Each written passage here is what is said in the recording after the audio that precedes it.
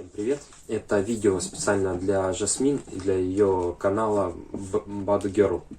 Она делает хороший, годный контент, особенно для таких людей, которые хотят заработать за границей. Вот там на ее канале будет, как я понимаю, будет целый список отзывов о разных фермах и работе на этих фермах в Шотландии и Англии. Вот. Я работаю на ферме Toft Hill, которая находится в Шотландии. Мы сюда попали через компанию Конкордия.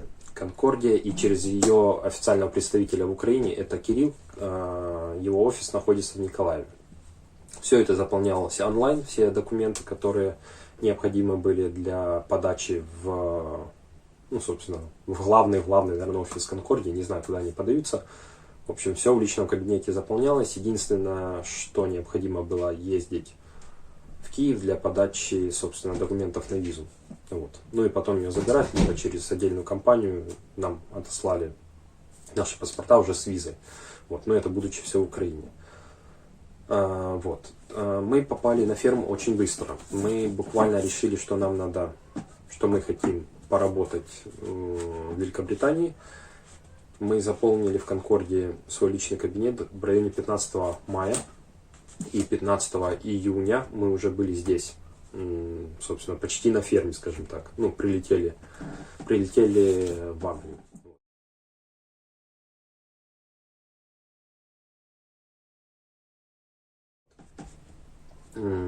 Как мы добирались? И встретила ли нас ферма? Вот. Ферма нас не встретила. Ферма находится в Шотландии. Мы прилетели в Лондон, по-моему, аэропорт Лутона, если ничего не путаю. Там нас встретил некий Эрл. Я думаю, все, кто летел через Кирилла, его знают. Это, я не знаю, Кирилл нам дал просто данные этого человека и как бы сказал, вот человек, который организовывает трансфер, обращайтесь к нему. Вот, называлась сумма, сколько это стоит. Все, да, все совпадает. Эта сумма, просто сейчас я точно не могу сказать. Это в пределах 70 фунтов была сумма. Это чтобы с Лутона аэропорта, где нас встретил этот Эрл, нас довезли прямо до фермы, до караванов фермы в Шотландии. Вот, тут вопросов нет, все классно, все четко, все это выполняется. Есть момент, многие жалуются на самого Эрла, в плане чего? В плане того, что он во время того, как встречает ребят, он успевает еще кому там симку продать, кому там одеяло и подушку. Но это такое уже. Мы покупали у него симку, мы понимали, что нам необходима связь с первого дня, так сказать, препровождения времени уже на ферме, поэтому мы купили у Эрла симку. Ну, да, там мы что-то переплатили в районе 5 фунтов за эту симку. Ну, в принципе, сказать, что мы жалеем, нет, мы не жалеем. Ну, в общем, ладно, поехали дальше. Был ли у нас карантин? Карантин был на ферме. Получается, у нас он по факту получился 11 дней. Почему 11? Тут типа нам говорили, что это 10 дней карантина.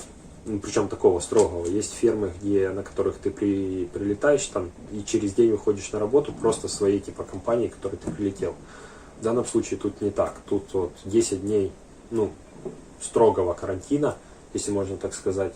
То есть мы находимся в караване, дальше каравана, чем на 5 метров, мы не имеем права отходить. Вот. Но у нас это заняло 11 дней в связи с тем, что мы прилетели и пока доехали сюда до фермы, пока, собственно, заселились в этот караван, было что-то в районе 1-2 утра, либо ночи по нашим меркам, скажем так. И поэтому этот день нам не засчитался. Вот. Дальше.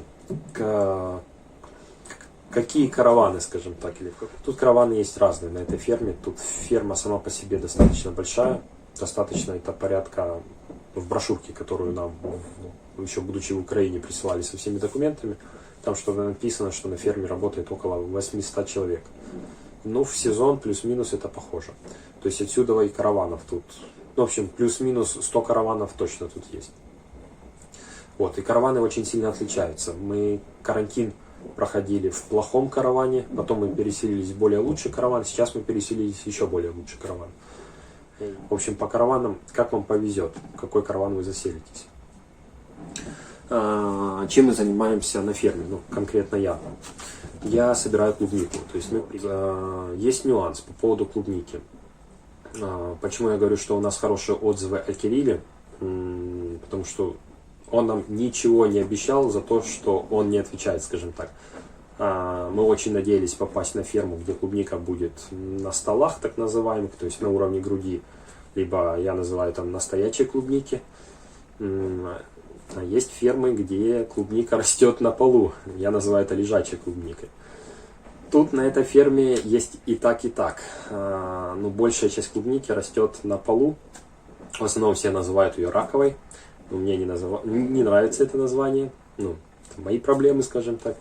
И, я ее называю лежачей клубникой. В общем, мы попали на эту ферму и в основном работали вот пик сезона. И буквально не так давно мы перешли почти полностью на настоящую клубнику, если можно так выразиться. Почему почти? Потому что лежачая клубника уже как бы закончилась, то есть мы ее не собираем, но работая на настоящей клубнике, собираем ее там порядка, 6 часов собираем стоячую клубнику, у нас остается 2 часа, которые нам когда дают доработать, когда нет. Вот когда дают доработать, бывает такой вид работы, это мы, скажем так, ухаживаем за лежачей клубникой, либо там усики обрезаем, либо там вкапываем эти кусты, но в общем все равно работаем, дорабатываем на лежачей клубнике. Вот, отсюда и как бы нюанс этой фермы, то что тут клубника лежачая, и ее очень много тут, и поэтому шанс, если вы приезжаете сюда именно для сбора клубники, что вы попадете на раковую клубнику, очень большой шанс. И вот, вернусь к Кириллу. Кирилл нам не обещал абсолютно ничего, что мы попадем на стоячую клубнику. Просто есть ребята через посредников прилетали, и вот им там чуть ли не клялись им в том, что будет только стоячая клубника. Вот, у нас такого не было, нам сказали, что как повезет, то есть он нам ничего не обещал, как бы так и получилось. То есть все зависит тупо от фермы, от конкретных условий конкретной фермы. По поводу, скажем так, зарплаты и сколько можно тут заработать. Небольшой такой полувывод, спрашивал у ребят, что-то сам придумал. В общем, пик сбора в этом году клубники был на этой ферме. Это с начала июня до середины июля. К концу июня вышли с карантина, и у нас июля, 2 недели было. Вот именно я считаю, что это был пиковый еще момент сбора клубники, потому что там у нас было, по-моему, в день самое больше 13 часов рабочих. То есть $2000 за первый месяц работы. В этот месяц вошло, получается, 2 недели пикового сезона и 2 недели, скажем так, обычных рабочих часов по 8 часов. Вот, и получилось $2000 на человека отложить. Вот. Это без учета, конечно, затрат, которые мы потратили, чтобы сюда приехать. По затратам у нас получилось на человека порядка $1500, чтобы приехать сюда, конкретно работать на ферму. Почему так дорого? Мы живем, получается, далеко от Киева. Для тех, кто живет в Киеве, и тех, кто летел вне сезон прилета, скажем так, то есть если это где-то ранняя весна, то билеты гораздо были дешевле на самолет. И плюс виза, грубо говоря, под боком посольство находится, не надо никуда ехать. В общем, нам это обошлось $1500. Так. Сейчас у нас, получается, сезон идет, мягко говоря, на убыль сбора клубники. И вот крайняя неделя, допустим, нам пришел, назову его пейслипом, как его тут здесь называют, пришел на почту пришла информация о том, сколько мы заработали, скажем так. И вот, получается, там у нас была указана сумма, у меня конкретно, 317 фунтов за неделю. Это, получается, 6 рабочих дней. В день около 7 часов мы работали. Но это в среднем, там плюс-минус 20 минут, где-то так. 317 фунтов в неделю, это если 4 недели по 317 получать, где-то такой суммы. Тут отнимется еще еда, то это где-то вы 1500 есть шанс отложить в долларах в месяц, вот при такой занятости, скажем так. Было бы классно, если бы работа была по 8 часов, 6 дней в неделю. Если больше 8 часов, то это вообще огонь, скажем так. Вот. Но то, на что можно рассчитывать, плюс-минус, скажем так, это на 1500 при условиях, что, опять же, 8-часового рабочего дня. Как мы добираемся на работу, скажем так. Получается, чтобы добраться до поля, на котором мы работаем, нас забирают с кемпа. Кемп — это, по сути, место, где находится офис, который решает вопросы в основном по жизнеобеспечению этого кемпа, скажем так. Рабочие вопросы офис, не могу сказать, что решает, тот, который тут находится. И находятся караваны, в которых все живут. Вот получается, чтобы добраться на работу, это занимает около 10 минут езды на автобусе. Автобус нас забирает прямо отсюда, с кемпа. Как считается рабочее время? Рабочее время считается только с момента, когда вы начинаете собирать клубнику, и заканчивается тогда, когда вы заканчиваете собирать клубнику, как бы это глупо не звучало. Что я имею в виду? Брейки не считаются, то, когда мы едем на работу, не считается время, то, когда мы уже на поле, когда мы выбираем тачки, это занимает много времени, выбрать более-менее адекватную тачку из неадекватных тачек. Это все не учитывается, только физическое. Вот ты сказали нам старт, все, мы начали собирать клубнику, сказали финиш, мы закончили собирать, время останавливается. Если это финиш-брейк, то останавливается время, ставится на паузу, и потом отнимается то время, сколько у нас на брейке, скажем так, тратится. Что есть на территории кемпинга? Так, на территории кемпинга есть футбольное поле, волейбольное поле, есть 2 мангала с такими столами-лавочками, тоже 2 штуки. Ну, по сути, все. Там какие-то виды досуга, развлечений, это все, скажем так, все, что вы придумаете, все ваше. Вроде как в теории есть тут спортзал, не знаю, глаза не видел, по идее закрытый из-за карантина, сейчас карантин послабили, закрытый, не знаю, есть он вообще на самом деле или нет, допускаю, что нету. Какие-то турники, что-то подобие турников на территории вообще где-то нет, ничего такого нету. Какие услуги есть на территории кемпа, скажем так, за что мы платим и что бесплатно? Мы платим за проживание, это 55 фунтов с человека за проживание в караване. Что входит в эти 55 фунтов? Собственно, услуги каравана. Под услугами я подразумеваю место, где ты можешь поспать, посидеть, приготовить пищу. И вода. Вода и, я не знаю, как это назвать, услуги канализации. Вот. Вру. И еще на неделю дается карточка на 5 фунтов на электроэнергию на весь караван. Вот. В летнее время, в принципе, электроэнергия хватает, мы никогда ничего дополнительно не покупали. За газ надо покупать самим. На газ получается 55 фунтов, баллон, вроде как 50 литров. Насколько его хватает, вот мы жили впятером в караване, нам хватало где-то на месяц. Ну там плюс-минус неделя, это в летний период времени. По поводу стирки. Как организована стирка на территории кемпа? Стирка платная, но в принципе оно того стоит. То есть ты собираешь сумку вещей, которые надо собирать, на которые надо стирать, пардон. Там можно до 7 килограмм, по-моему, сдавать им по весу вещей.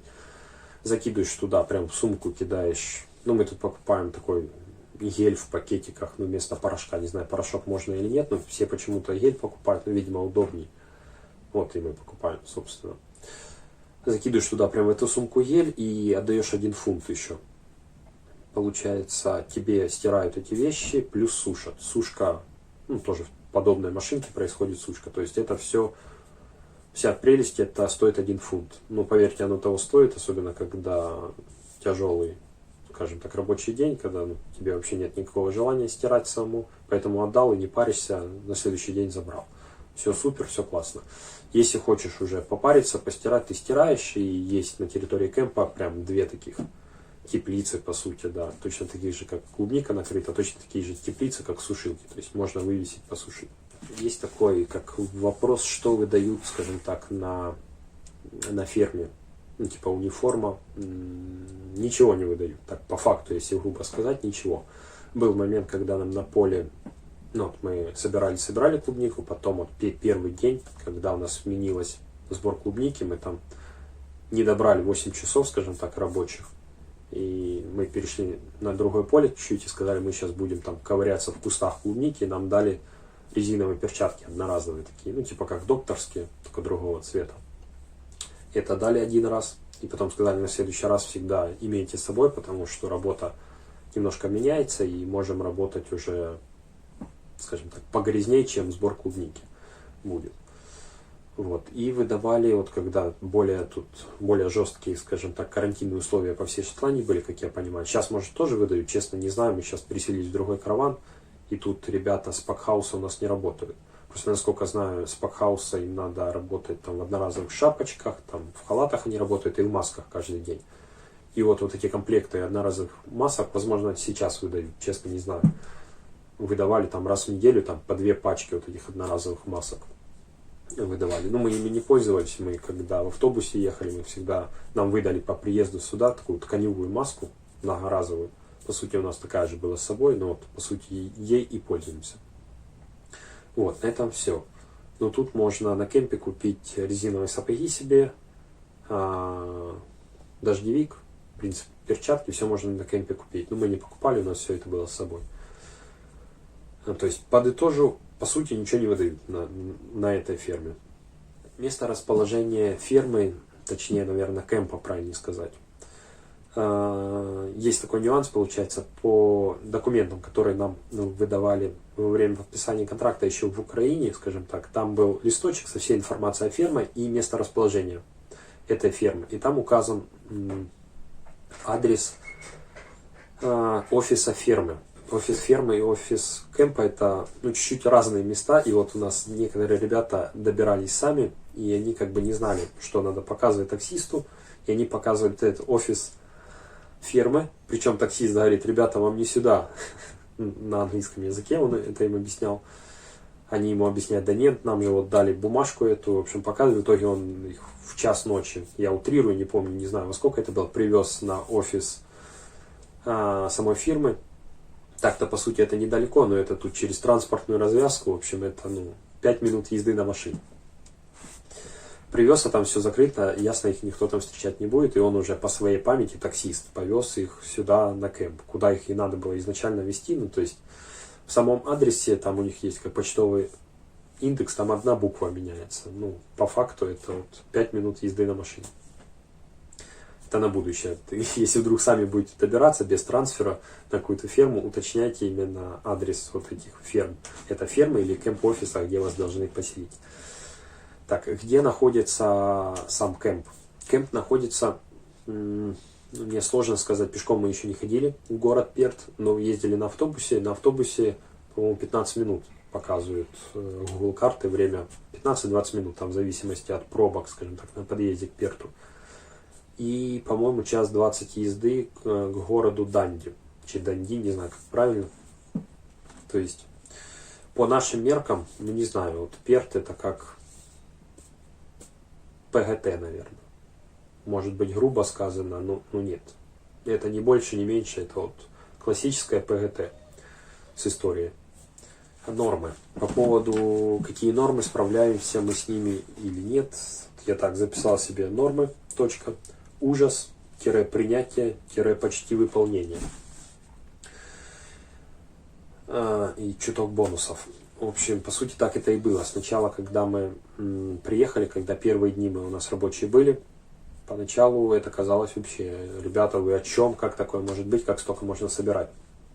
Потом втягивались, потом, в принципе, я дошел до того, что немного бонусов бывает получаю. Не каждый день, но плюс-минус в нормы вхожу. Сюда же добавлю кусочек, почему сюда приезжают очень много болгар на эту ферму. Допускаю из-за того, что тут платят бонусы хорошие. То есть, если ты быстро собираешь, очень быстро собираешь, очень много собираешь, то тут можно работать, скажем так. Такой вопрос: как долго мы на ферме? Буквально через пару дней будет как 3 месяца, как мы уже тут на ферме, но это включая карантин. То есть, по факту мы работаем на этой ферме, порядка 2,5 месяцев. До этого я пытался сделать подать вам сухие факты. Не знаю, насколько это получилось или нет. Навряд ли они полностью сухие, но факты. Вот, сейчас хочу немножко добавить от себятины. То есть, это где-то факты, где-то я что-то услышал, где-то сам что-то придумал, где-то сам к чему-то пришел. Либо не сам, кто-то помог к этому прийти. Ну, в общем, суть какая? В общем, мои выводы по этой ферме. Вот так вот. Сразу оговорюсь, до этого на ферме нигде не работал. На подобной ферме. Так, первое, самый огромнейший минус вот такой вот, это лежачая клубника. Это тяжело. Это реально тяжело. Ну, в этом огромном минусе есть вот такое где-то плюс такого размера. То, что после лежачей клубники, стоячая клубника, это просто детский лепет по нагрузке. Вот факт. По-другому никак сказать. Реально детский лепет. Ты просто стоя ходишь, собираешь клубнику. Да что может быть проще? Вот так вот кажется после лежачей. Хотя по факту это тоже тяжело. Такое. То есть огромнейший минус лежачая клубника. Раковая. Вот, собирать ее можно либо в позе раком, либо на коленках, либо на корточках. Уже по факту ты меняешь эти позы, ну и по сути привыкаешь. То есть где-то мы так добрых 2 месяца, наверное, да, 2 месяца работали на лежачей клубнике. Был полупраздник, когда мы попадали, нас в расписание ставили на стоячую клубнику. То есть тут как, на этой ферме поначалу лежачая, грубо говоря, у всех клубника. Потом начинает стоячая клубника, и некоторые группы уже начинают работать на стоячей клубнике. Нас тут было, сейчас скажу, 3 группы, но возможно 4, могу ошибаться. Порядка 80 человек в группе было, это вот в пик сезона. По-моему, 3 было группы.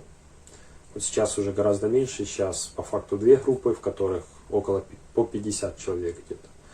И сейчас мы работаем на стоячей клубнике, и этой стоячей практически она уже заканчивается, активно заканчивается. Так, ушел я куда-то не туда. Как здесь все устроено? Решение вопросов бытовых в плане то, что касается, ну реально бытовых условий. Все без проблем решается на кемпе, подходишь там сейчас нам один человек, который эти вопросы либо сам решает, либо передает куда-то эти данные и нам решает эти вопросы.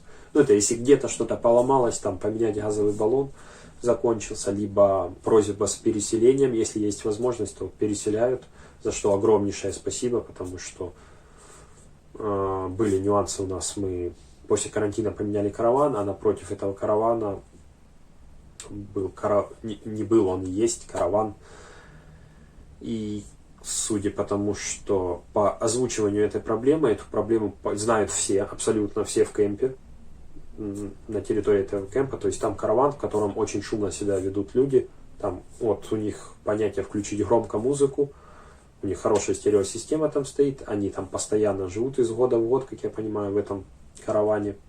Обмолвлюсь, это вайзеры, то есть это не простые работники, которые работают на пакхаусе, плюс они еще не славянской национальности, не знаю, плюс это или минус, ну не суть, как есть. И в правилах этого кемпа озвучено, вернее как, у нас есть информационная доска, на этой информационной доске написано вот такое вот А4, распечатано, красиво написано, запрещено слушать громко музыку. Все, ни времени, ничего не написано. Ну, как бы ты думаешь, ну да, запрещено, значит ты можешь вполне подойти, попросить их выключить музыку. Подходишь дважды, просишь, на 3-й раз ты уже как бы чуть возмущен, какого они слушают музыку, когда ее нельзя громко слушать, ты подходишь, от них требуешь, они из тебя смеются и как бы говорят, а что, в правилах написано до 10 можно. В итоге ты подходишь на кемп-офис, спрашиваешь, там говорят, да, конечно, до 10, даже до 11 можно слушать громко музыку и с 7 утра продолжать ее слушать. Это было просто в тот момент, когда мы выходили на работу в 4 утра. Надо было быть уже тут на автобусе, а просыпались мы за 1:20 до этого времени. Ну, то есть мы хотели тогда ложиться спать в 8 часов хотя бы, чтобы в 3 встать.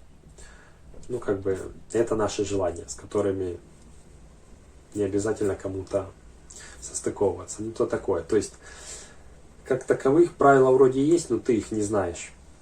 И не все хотят их выполнять, либо все выполняют, но опять же какие-то одни правила, но есть какие-то другие. В общем, ни хрена непонятно по поводу правил, вот так скажу. По поводу рабочих вопросов, скажу так, мне повезло, что меня и мою жену нас вместе поставили в одну команду по сбору клубники. Это везение, то есть в 21 веке, где все присылается, вся информация нам на почту присылается, все в экселевской таблице, где указаны фамилии, имена, порядок, у нас тут у всех порядковые номера. Ну, так уж случилось, не знаю почему, мы с женой шли не сразу вместе, а там через 2 человек. Но не суть. Нам повезло, мы работаем в одной команде. И есть ребята, которые приезжают, сейчас скажу, муж с женой, может быть нет, может быть парень с девушкой. Не буду утверждать. Их в разные команды ставят. Они просятся их в одну скинуть и говорят, не, это очень сложно. Ребята, вы что, это ж очень тяжелый рабочий процесс. Это нереально почти. Вот этот момент немножко возмущает. И еще был момент, получается, ребята приехали, тоже парень с девушкой, и так получилось, что приехали в разное время. Карантин проходили в разных караванах, не суть вопроса. Суть вопроса в том, что поставили на разную работу. На этой ферме есть еще, не сказал, есть помимо клубники, есть репа, которая брюква на самом деле, и есть малина. И вот парня поставили на малину. По отзывам, работать на малине гораздо легче, чем на раковой клубнике. А девчонку поставили на раковую клубнику. Вот. И они подходили, просили, правда не знаю тоже, что просили в моем понимании, они просили, чтобы поменяться, чтобы девушку в более легкую работу, парня на более тяжелую, либо они просили вместе их соединить на малине. Правда не знаю, но я что-то понял так, что поменяться, хотя бы поменяться. Если нельзя вместе их соединить на легкой работе, то хотя бы поменяться, на что им сказали, нельзя, команды сформированы. Такой момент, что меня приятно, кстати, удивил на этой ферме, то, что у одного парня прихватил аппендицит. То есть прихватил настолько, что надо делать операцию, ему тут все сделали, как бы, не тут, не на ферме, сделали в больнице, его отвезли туда, все без каких-либо вопросов. Он пролежал какое-то время тут в кемпе, отходя уже от операции, то есть с него абсолютно ничего не сняли, никаких денег, еще заплатили даже за время пролеживания, правда не помню, сколько это было, могу сказать приблизительно 2 недели, не помню точно. Ему заплатили 71 фунт, типа больничный, за, единоразово. Но я считаю, это неплохо еще, учитывая то, что, есть у нас вроде как официальная страховка, но эта страховка идет от Конкордии, в общем, не знаю, если не вдаваться в эти все подробности, я считаю, что это неплохо. Но опять же, был случай, другой парень ехал на велике и, в общем, неудачно он поехал на велике, так что у него сломалась ключица, то есть его повезли, правдами и неправдами повезли я не помню, то ли в скорую, то ли прямо в больницу. Нам, как я понимаю, ему сказали, что этот перелом жизни не угрожает. В принципе, все нормально, сам он заживет. То есть у него торчит ключица. Я понимаю, да, это сложная операция, там ее, не знаю, что надо, вправлять и, как понимаю, фиксировать надо. Это все операции, то есть ему ничего не делали. Может быть, там бинт, повязка, что-то такое было. И все, по идее. Я подразумеваю, что ему тоже заплатили вот этот 71 фунт. Но он тут чуть отлежался, и он поехал домой. Поехал домой уже дома. Будучи дома, он принимал решение, что делать дальше. То ли с этим жить, то ли это исправлять. Вот не знаю, что он принял, какое решение, сам факт. То есть, если что-то прям жестко касается вашего, если вопрос ребром, жизнь или смерть, то вас подлечат. По идее, вопросов не будет, все хорошо. А вот если вам просто, вам плохо, но эта жизнь не угрожает, что ж, нормально все будет с вами. Сильно заморачиваться не буду. Но опять же, это чисто мои выводы, благо я в этих ситуациях не участвовал, просто слухи. Еще, наверное, вывод поверх вывода. Рекомендовал бы я ехать на эту ферму или не ехать. Мы выбрали эту ферму, точнее как, ферма выбрала нас по одному критерию. Это было самое первое, и мы побоялись, что это будет единственное предложение от Кирилла, потому что мы очень поздно заполнили документы на работу на фермах. И мы просто как последний отъезжающий вагон запрыгнули. То есть спасибо этому месту, То есть реально деньги платят, не обманывают в плане денег. Есть нюанс, то, что они как хотят, так они и делают. Ну, знаете, как это, право работодателя, видимо. То есть есть нюансы, которые напрягают, но с ними жить можно. Вот, приехал бы, советовал бы я ехать на эту ферму кому-то? Ну, возможно, да. То есть, опять же, если это у вас вот крайний вагон отъезжающий, в который надо запрыгнуть, безусловно, запрыгните, вы тут заработаете. Если не заработаете там сумму, которую хотели, то плюс-минус что-то да заработаете. По поводу, скажем так, возрастного ценза, кто тут, кому бы тут было бы легче работать, если можно так выразиться, на вот этой раковой клубнике. Но вот ребята, которые там 20 до 25, в принципе, чувствуют себя вполне нормально, адекватно. Мне уже чуть-чуть за 30, мне тяжело. Я не знаю, как тут работают люди, которые гораздо старше меня. Ну, работают и вообще, как я, судя по всему, без проблем работает, ну, может, более привыкшие, не знаю. Вот. Ну, то есть, тут вы уже сами решайте, как, насколько вы себя любите, насколько вы готовы на коленках либо раком собирать эту клубнику. Ну, это реально все, да, можно, но тяжело. Вот. Кстати, еще по поводу, подтянет ли ваше здоровье. Ну, вот, знаете, как меня очень сильно подначила, если можно так выразиться, такая картина, когда я собираю, ну, вот, раковую клубнику, и навстречу мне идет бабулька, ну, на вид ей под 70, за 70. По факту не знаю, говорят, что ей гораздо меньше, но я не знаю. И она идет, собирает эту клубнику, таскает эти ящики, и у нее все это получается лучше, чем у меня. Ты думаешь, да ну ладно, ну что ты не сможешь, типа, нормально все, тут вот бабулька собирает. Ну и, в общем, и так протянул, в принципе, что тут сказать. Вот, как-то так. То есть, а основной критерий, стоило оно того или нет, это когда вы уже после контракта приезжаете, я думаю, домой, и вот то ли пощупаете эти деньги, которые вы тут заработали, то ли пощупаете то, на что вы потратили эти деньги, скажем так, вот это будет основной критерий, стоила ли эта ферма того. Однозначно работа вот в Великобритании, она стоит того, чтобы на нее ехать, просто что, возможно, если у вас есть шанс посмотреть на отзывы ферм других, каких-либо, то обязательно смотрите на эти отзывы и уже выбирайте, судя из этих отзывов. Вот, то есть, как-то так. Все, спасибо за внимание, надеюсь, будет полезным мой отзыв о ферме Тофт Хилл, которая находится в Шотландии.